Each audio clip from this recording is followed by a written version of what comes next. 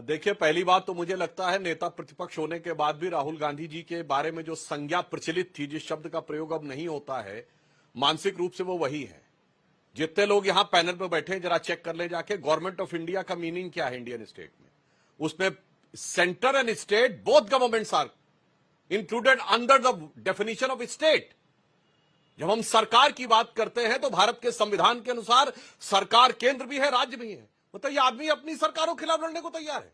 अद्भुत, अविश्वसनीय, अकल्पनीय है। इसीलिए इनको यह संज्ञा दी गई है, इसीलिए इनको इस प्रकार की बुद्धि और बाल बुद्धि का प्रयास दिया जाता है।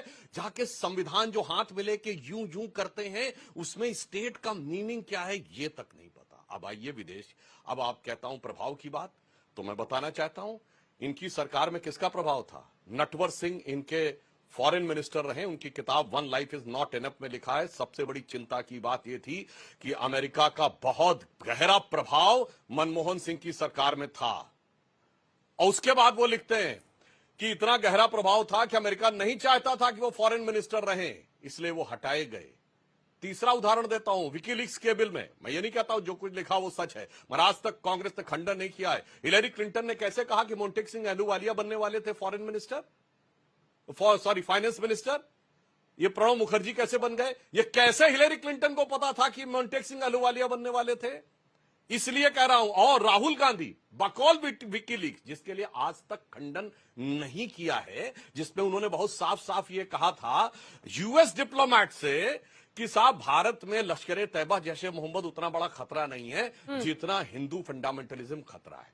और कांग्रेस के प्रवक्ताओं को ना ध्यान हो तो मैं याद दिलाना चाहता हूं इंडियन स्टेट पे किस किस का प्रभाव था। वोल्कर रिपोर्ट याद है, सद्दाम हुसैन से तेल के कूपन कांग्रेस पार्टी ने लिए, जिसके लिए आपके फॉरेन मिनिस्टर को इस्तीफा देना पड़ा। फिर मैं दर्शकों से कहता हूं जाके पढ़िए यवेग्नेना एल्बर्टस की किताब state within state, Yuri Bezmenov के संस्मरण पढ़िए, Mitrokhin's archive KGB and the world part two इसलिए उसमें इंडिया का वर्णन है। अरे पूरी स्टेट कांग्रेस के जमाने में कब्जे में थी। मित्रोकिन्स आर्काइव में यह तक लिखा हुआ कांग्रेस पार्टी को पैसे आते थे। उन्होंने कहा उस जमाने में इनके 70 के दशक में जुडिशरी, एग्जीक्यूटिव, गवर्नमेंट सब इनके कंट्रोल में थे। इन्हें जाके मुकदमे दर्ज करने चाहिए।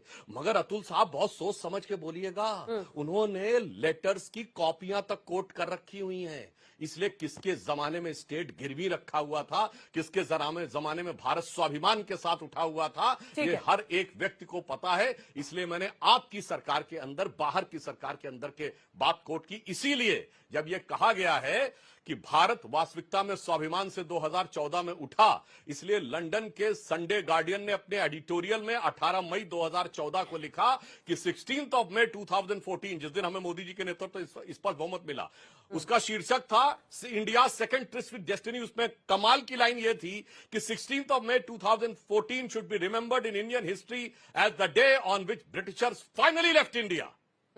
उन्होंने कहा ब्रिटिश उपनिवेशवादी मानसिकता के विरासत के लोगों का शासन रहा और पहली बार एक ऐसा शासन के हाथ में एब्सोल्यूट सत्ता आई है। अटल जी के टाइम में एब्सोल्यूट सत्ता नहीं थी, जिसके ऊपर कोई ब्रिटिश फॉरेन इन्फ्लुएंस नहीं है।